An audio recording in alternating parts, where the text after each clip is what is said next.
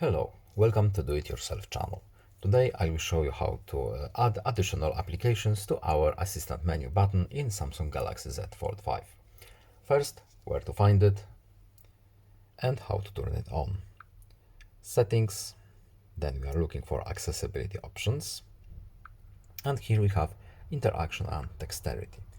Our assistant menu is right here.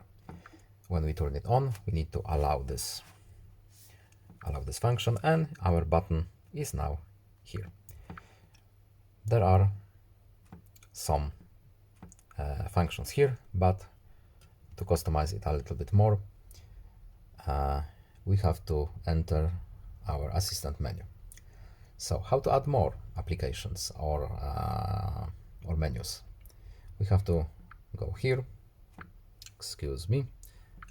here, and now we can choose whatever we want. For example, we don't want screenshot.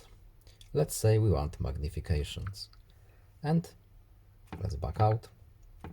And now our screenshot is gone. We have magnification instead.